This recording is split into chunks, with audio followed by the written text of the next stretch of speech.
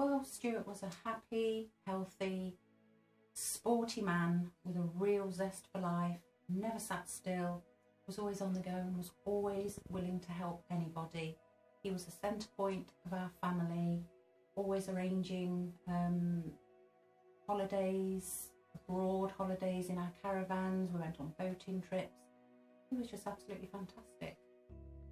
Well, when we found out that Stuart had contracted MND, our whole lives fell apart. It had a massive effect, and I don't think life will ever be the same again. The children are quite resilient. Caitlin was only 12 at the time, and they've coped remarkably well. But I think that's because, you know, we've included them in everything. We've, you know, spoken to them, and I don't think life will ever be the same again. Stuart chose to create the Treble One Trust simply because the support we have had from family, friends and colleagues has been phenomenal. We have every piece of equipment that you could ever wish for to help us or help Stuart in his daily life, and for that we're truly grateful. But there are a lot of people out there that don't have that support, and we feel that people in the latter stages of MND deserve to be as comfortable as possible, and we just want to help them. Well, the public reaction to the announcement of the trust has been absolutely phenomenal. People have come from all walks of life, offered their help. We had a charity ball on Saturday night at the launch of the Treble One Trust, and we raised in excess of £10,000.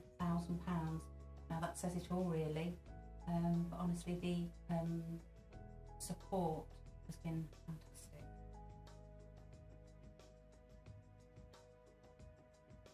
Stuart went to join the police, I think it was in the early 90s, and he was very determined in trying to get in the job. So he started off as a special, and I used to take him out. Took him out many times. We had some great laughs. He was very competent, even as a special. So you knew in those days he'd obviously got what it takes, his determination, his charisma, that sort of thing. Very professional guy. And then of course he got in the regulars.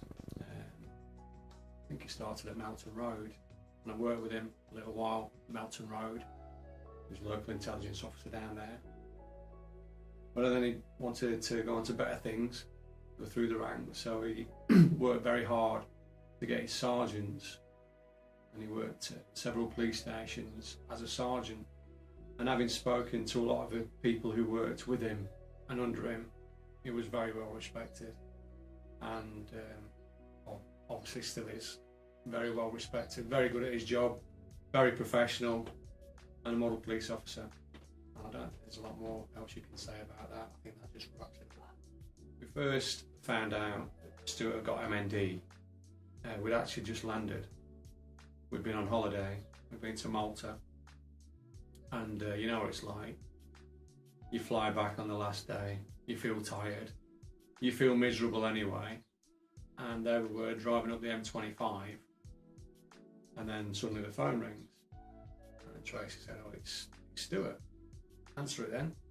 So she answers it, and all I remember was her going, "What?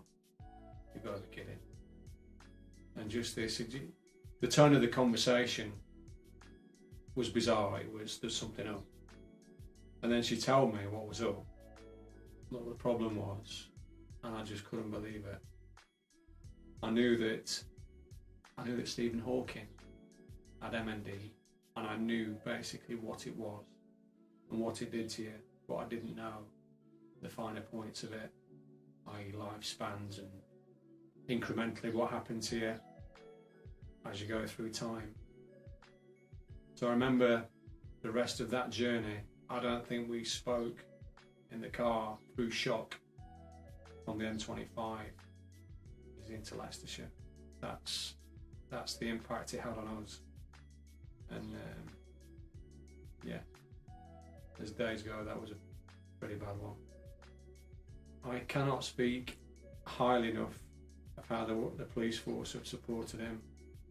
There are a lot of knockers out there who slate off the police service, give us a bad name, But Stuart's been a good officer all of his service, and as soon as the police found out about his situation, they bent over backwards for him. You know, they said to him, "You don't have to, obviously, don't have to do much work." But he said, "I want to do work," and I also remember him sat in his other conservatory, tapping away on his keyboard until one of his hands went, but then he still tapped away on his other hand. But they've been so supportive. I mean, the chief officers have been across. Can't fault that. That's a really nice touch, and really nice speech the other night at the launch of his charity by the chief constable. I can't speak highly enough of him. Been absolutely brilliant.